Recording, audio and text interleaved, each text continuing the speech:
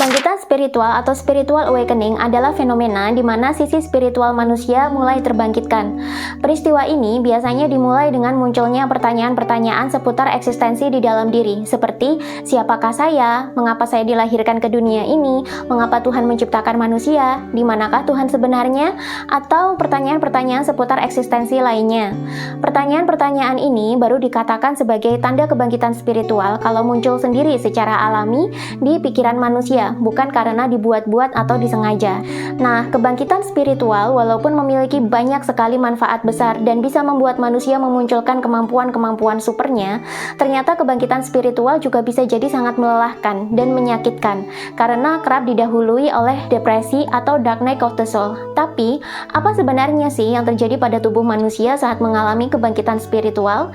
Dan latihan spiritual apa yang harus dilakukan manusia untuk bisa segera keluar dari dark night of the soul ini? Sebelum kita mulai videonya, ada informasi menarik nih yang harus kalian simak terlebih dahulu. Jika Anda mengalami kebangkitan spiritual lalu punya intensi yang kuat untuk memperbaiki peradaban, punya keinginan untuk memutuskan karma leluhur dan membentuk DNA baru yang lebih sehat, Anda juga punya intensi yang kuat untuk kembali terkoneksi dengan leluhur dan kembali kepada ajaran kuno Nusantara, maka bisa jadi Anda adalah salah satu yang terpilih untuk membentuk tatanan dunia baru di Nusantara. Karena itu, jangan lupa untuk hadir di gathering tahun ini dengan tema Kebangkitan Nusantara bareng saya di beberapa kota, karena kita bakalan belak-belakan belajar kembali ilmu-ilmu rahasia Nusantara. Kita juga bakalan healing bareng dan meningkatkan kesadaran bersama untuk menyambut Nusantara sebagai mercusuar dunia. Abad 21 ini adalah waktunya Nusantara untuk kembali meraih masa kejayaannya. Baca deskripsi video dan daftarkan diri Anda sekarang karena seat untuk acara ini terbatas dan belum tentu akan saya adakan lagi. Saya tunggu kehadiran Anda semua di gathering offline tahun ini.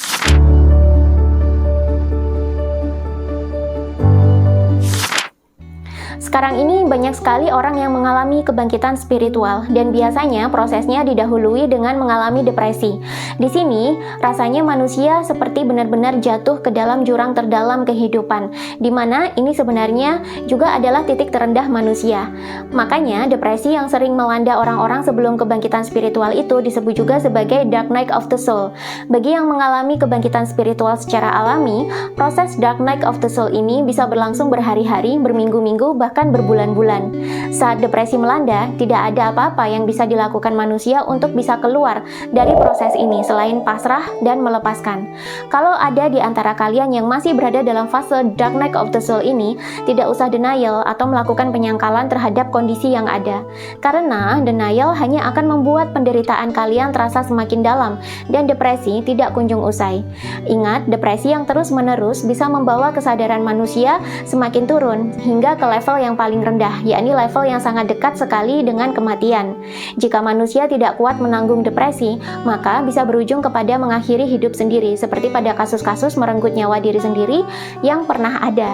Tapi di saat manusia bisa pasrah dan melepaskan, justru mereka bisa keluar dari dark night of the soul ini secara cepat. Dan sebenarnya pasrah dan melepaskan ini adalah kunci bagi manusia untuk mengalami transformasi kesadaran. Kita semua memiliki kesadaran yang membuat manusia bisa melihat, memutuskan, dan bertindak di luar pikiran dan perasaan. Manusia tidaklah sama seperti hewan, walaupun kita juga mewarisi dua jenis otak hewan di dalam kepala kita, yakni otak reptil dan otak mamalia. Secara alami, kedua bagian otak hewani ini membuat kita memiliki emosi serta memiliki insting untuk bertahan hidup, seperti yang dilakukan oleh hewan-hewan mamalia dan reptil pada umumnya. Namun hal mendasar yang membedakan manusia dengan hewan, sehingga dinobatkan sebagai khalifah atau pemimpin di planet bumi adalah manusia memiliki kesadaran untuk memilih antara menuruti pikiran, emosi, serta instingnya atau mengabaikannya. Kesadaran ini jugalah yang membuat manusia bisa memiliki kehendak dan kebijaksanaan, di mana ini adalah hal yang tidak dimiliki oleh hewan. Ketika manusia berada dalam mode bertahan hidup, di mana tanda-tandanya yakni manusia berada di level kesadaran yang sangat rendah. Kalau dalam skala kesadaran Hawkins berikut ini, manusia cenderung lebih banyak menggunakan otak hewannya untuk bertahan hidup. Di sini, manusia semakin jauh dari kesadaran murninya yang merupakan esensi sejati manusia. Dan dan insting hewani untuk bertahan hidup sangat mendominasi keseharian manusia. Makin stres manusia, makin tertekan manusia, makin depresi manusia, maka level kesadarannya juga semakin rendah. Makin rendah levelnya, makin jauh manusia bisa berkehendak dan memiliki kebijaksanaan selayaknya sifat kesadaran murni. Makin depresi manusia, makin jauh manusia dari kesadaran sejatinya atau kesadaran murninya. Justru makin depresi manusia, semakin dekat dia dengan kematian. Nah, manusia yang mengalami fase Dark Night of the Soul, mereka juga mengalami depresi yang sangat mendalam sampai mereka begitu dekat dengan kematian. Momen dekat dengan kematian ini bisa terjadi dalam banyak peristiwa. Ada yang mengalami mati suri, koma, ingin mengakhiri hidup, bahkan ada yang sudah sampai melakukannya tapi gagal, atau ada juga yang tetap hidup tapi secara batin itu sudah mati. Jadi, pikiran dan perasaannya sudah mati, tinggal tubuh fisiknya saja yang masih hidup. Dalam kesehariannya, ia sudah tidak mau lagi memikirkan, merasakan, atau menginginkan sesuatu. Ini adalah level depresi yang paling dalam kalau menurut skala kesadaran Hawkins.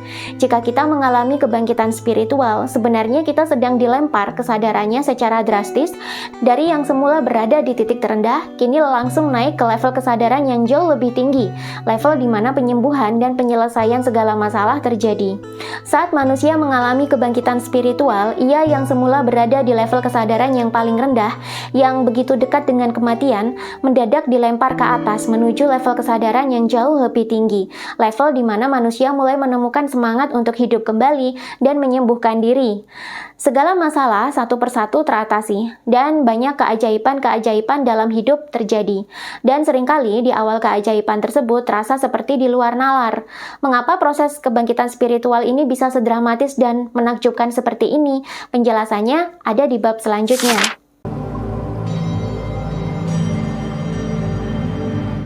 Transenden adalah kondisi di mana manusia mengalami perubahan kesadaran. Kita semua memiliki kesadaran.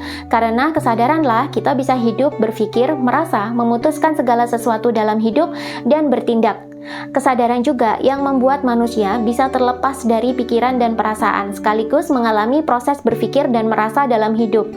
Dalam ajaran agama-agama, kesadaran ini adalah ruh manusia yang menjadi jati diri manusia yang sesungguhnya.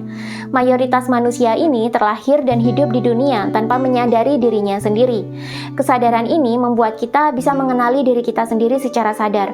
Kalau kita bisa mengenali diri kita sendiri dengan baik, otomatis kita juga lebih mudah melakukan kontrol diri, di mana kontrol diri adalah salah satu skill yang paling susah di dunia. Lebih mudah mengontrol orang atau makhluk lain dibandingkan dengan mengontrol diri sendiri. Manusia yang tumbuh menua tanpa kesadaran yang cukup atau tinggi, mereka cenderung digerakkan oleh insting mereka sehari-hari. Kalau begini, apa bedanya dong manusia dengan hewan? Tapi sayangnya, mayoritas dari kita tumbuh dewasa dengan kondisi kesadaran murni yang tenggelam jauh ke dalam diri. Dan keseharian kita banyak dikontrol oleh sistem pikiran atau mindset, insting, dan naluri untuk bertahan hidup, baik yang terbentuk secara alami ataupun yang dibentuk oleh faktor eksternal, seperti keluarga, lingkungan tempat tinggal, kondisi pertemanan, atau didikan dari guru semasa sekolah. Bahkan kita sendiri tidak paham apa definisi dari kesadaran itu sendiri. Kita sering membicarakan tentang konsep ruh dalam pelajaran agama, tapi kita sendiri tidak paham-paham apa esensi dari ruh yang dimaksud. Ini karena kita belum pernah mengalami perubahan kesadaran atau transenden. Nah, saat manusia mengalami kebangkitan spiritual, sebenarnya di awal-awal, manusia mengalami fase transenden atau perubahan kesadaran yang sudah pasti berubah ke arah yang lebih tinggi. Tanpa sadar, kita sebenarnya mengalami transendensi saat mengalami kebangkitan spiritual. Transenden adalah fenomena berubahnya kesadaran manusia yang biasa terjadi dalam kehidupan sehari-hari. Di Indonesia, kita mengenal yang namanya fenomena kesurupan, di mana kesurupan adalah fenomena perubahan kesadaran atau transendensi yang lazim terjadi. Tapi tidak semua transendensi itu harus berbentuk kesurupan. Ketika manusia mengalami kebangkitan spiritual, manusia juga mengalami yang namanya transenden, tapi bukan kesurupan. Dalam hal ini, kesadaran kita berubah menjadi dimensi yang lebih tinggi, atau berubah ke dimensi kesadaran 4D. Nanti, ketika manusia mulai masuk ke 5D, Perubahan dari 4D ke 5D ini juga sebenarnya melalui proses transenden terlebih dahulu. Hanya saja mungkin selama ini kita tidak menyadarinya. Saat manusia mengalami dark night of the soul, tidak ada yang bisa dilakukan kecuali pasrah dan melepaskan. Justru dari sinilah kebangkitan spiritual bisa terjadi, dan hidup manusia jadi banyak diberkahi keajaiban-keajaiban setelahnya. Kenapa kok bisa begitu? Pada dasarnya, transenden bisa terjadi ketika manusia menahan atau melepaskan emosi yang begitu luar biasa. Ketika manusia berhasil pasrah dan melepaskan segala kemelekatan yang mengakibatkan dark night of the soul, sebenarnya manusia juga mengalami proses transenden. Kesadarannya naik dari yang semula ada di survival mode atau mode bertahan hidup, langsung dilempar naik menuju kesadaran yang lebih tinggi atau kesadaran 4D yang memberdayakan, menyembuhkan, dan mencerdaskan. Kesadaran 4D adalah ranahnya reason and integrity, di mana di sini manusia mulai menemukan segala jawaban atas pertanyaan-pertanyaan hidup yang selama ini menghantuinya. Contohnya seperti pertanyaan, kenapa saya diberi cobaan oleh Tuhan sebegini besarnya? Apa sih yang ingin Tuhan sampaikan? Mengapa saya diciptakan ke dunia ini? Nah, kalau dalam skala kesadaran Hawkins ini, saat manusia mengalami kebangkitan spiritual, manusia akan dilempar naik ke atas kesadarannya, langsung ke area power, di mana dimulai dari level neutrality atau netralitas dan akan terus naik ke atas menuju ke area spiritual, mulai dari level love hingga enlightenment. Di kesadaran 4D inilah penyembuhan terjadi secara ajaib dan menakjubkan. Banyak kisah-kisah manusia yang mengalami dark night of the soul, mereka depresi parah sampai kehilangan segala macam harta benda, terpisah dari orang-orang yang disayangi, atau babak belur, tidak karuan, menanggung semua masalah yang datang bertubi-tubi, hingga akhirnya tidak mau melanjutkan hidup. Setelah mereka mengalami kebangkitan spiritual lah, manusia jadi sembuh sendiri dari segala macam penyakit yang menerpa dirinya. Masalah-masalahnya juga akhirnya mendapatkan solusi, dan manusia punya dorongan untuk menyembuhkan diri secara mental dan kejiwaan juga. Perjalanan penyembuhan dan pencarian jati diri pun dimulai di kesadaran 4D ini. Anda akan sembuh secara ajaib. Penyakit-penyakit medis yang Anda derita saat momen dark night of the soul banyak yang hilang tanpa Anda perlu berusaha keras dan tersiksa seperti dulu. Pengobatan medis menjadi lebih mudah dan lebih cepat. Mental dan kejiwaan Anda juga mengalami perbaikan. Anda mulai punya kesadaran untuk menyembuhkan trauma dan luka batin, bahkan tergerak untuk membersihkan isi pikiran bawah sadar dari segala macam timbunan sampah, terutama dari sampah-sampah batin yang sudah menumpuk sejak masa kecil. Solusi dari setiap masalah Anda juga secara ajaib jadi bermunculan. Ada saja cara kehidupan mempertemukan Anda dengan solusi-solusi tersebut, seiring dengan semakin pandainya Anda melepaskan apa yang tidak bisa lagi Anda genggam. Jikapun Anda belum mau melepaskan, biasanya alam akan membuat Anda melepaskannya melalui peristiwa-peristiwa yang tidak dapat dihindari. Hingga akhirnya Anda sadar bahwa kemelekatan adalah sumber dari segala penderitaan, dan jalan menuju kemerdekaan dan kedamaian adalah dengan melepaskan semua yang menjadi kemelekatan bagi kita. Membicarakan melepaskan atau letting go memang terdengar mudah, tapi tidak sedikit juga saya menerima keluhan bahwa melepaskan apa yang menjadi kemelekatan kita ternyata juga cukup sulit dan membingungkan. Adakah cara yang mudah dan murah untuk melepaskan kemelekatan-kemelekatan ini? Kita akan bahas di bab berikutnya. Cara untuk melepaskan depresi ada banyak. Bisa dengan melukat, ruqyah, doa, atau berobat ke psikiater, psikolog, atau melakukan hipnoterapi. Jika kita bisa keluar dari depresi, maka proses dark night of the soul juga bisa kita akhiri.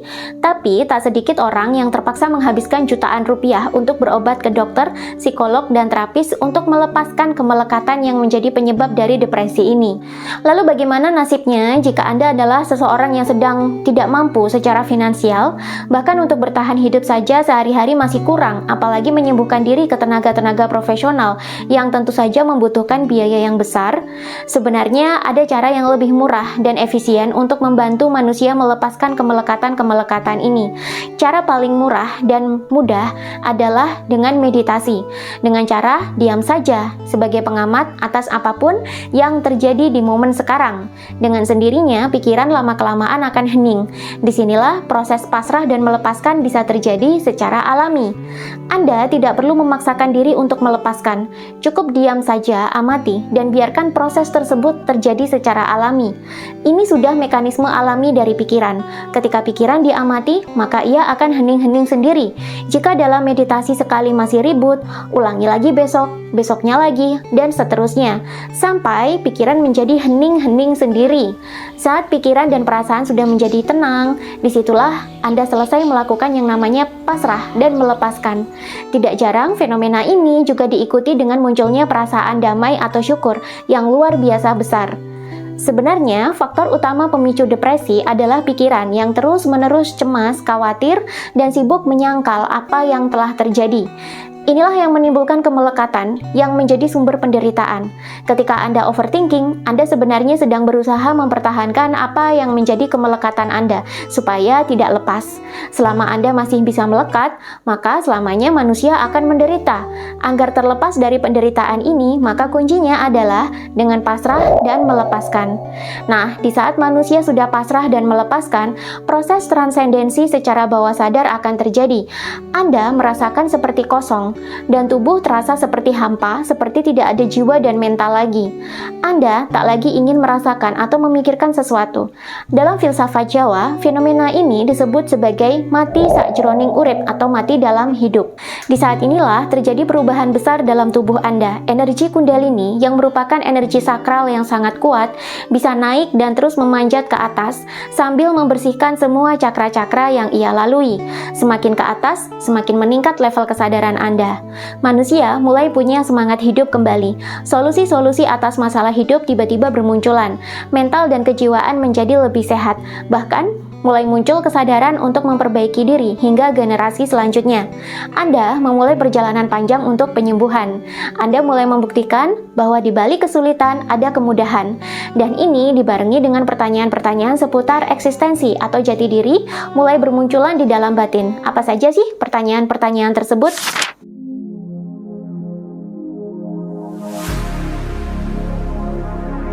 Salah satu tanda mudah Anda sudah mengalami kebangkitan spiritual atau belum adalah ketika pertanyaan-pertanyaan tentang eksistensi sudah muncul dengan sendirinya di dalam benak.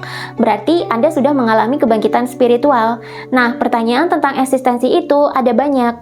Manusia bisa mengalami salah satu, beberapa, atau bahkan semua dari pertanyaan-pertanyaan eksistensi tersebut. Kalau salah satu atau beberapa pertanyaannya ini sudah pernah muncul dengan sendirinya di dalam batin, itu tandanya kalian sudah mengalami kebangkitan spiritual. Apa saja sih pertanyaan-pertanyaan tersebut? Yang pertama, siapakah saya? 2. Untuk apa saya hidup di dunia ini? 3. Mengapa Tuhan memberikan saya cobaan sebesar ini? Apa sih yang mau Dia sampaikan? 4. Apa sebenarnya tujuan hidup saya? 5. Mengapa Tuhan menciptakan saya? Apa fungsi saya di dunia ini? 6. Mengapa Tuhan menciptakan manusia kalau manusia itu merusak bumi? 7. Di manakah Tuhan? Bagaimana wujudnya? Mengapa setiap agama memiliki Tuhan yang berbeda-beda? Lalu Tuhan siapa sih yang paling benar? 8. Mengapa setiap agama mengklaim ajaran mereka itu yang paling benar? Agama mana sih yang benar-benar asli? Atau mungkin kalian punya pertanyaan lain terkait eksistensi yang belum saya sebutkan? Coba komen di bawah. Saat kebangkitan spiritual terjadi, maka sistem saraf simpatik beristirahat, digantikan dengan sistem saraf parasimpatik yang membuat manusia menjadi rileks, detak jantung menjadi koheren, dan manusia menjadi hemat energi. Sistem imun dan pencernaan bekerja dengan lancar. Manusia mengalami penyembuhan alami dan tubuh terasa rileks dan tenang. Otak kanan manusia menjadi lebih aktif. Otak kiri yang semula sangat aktif untuk mencemaskan, mengkhawatirkan, menghakimi, serta menyesali, kini mulai mereda, berganti dengan semakin aktifnya otak kanan. Semakin manusia sering meditasi, otak kanan semakin aktif dan semakin cerdas. Tapi di sini manusia tidak lagi merasakan sakit kepala atau tekanan, karena manusia kini menjadi lebih rileks dan tenang. Otak kanan adalah sumber dari kreativitas, intuisi, dan merupakan karpet merah untuk proses spiritual manusia. Makin cerdas otak kanan manusia, makin mudah ia memahami hal-hal yang berbau spiritual dan filsafat. Makin rileks, makin aktif otak kanan manusia. Makin aktif otak kanan, makin banyak kecerdasan dan kekuatan super yang bisa dieksplorasi manusia. Manusia bergerak menuju proses pengenalan diri lebih dalam sebelum akhirnya tercerahkan. Semakin dalam perjalanan spiritual manusia, maka kecerdasan emosional atau EQ dan kecerdasan spiritual atau SQ juga meningkat. Semakin cerdas manusia dari segi emosional dan spiritual, maka otomatis intelijensia atau IQ manusia juga mengalami peningkatan, dan istimewanya manusia juga menjadi semakin bijaksana.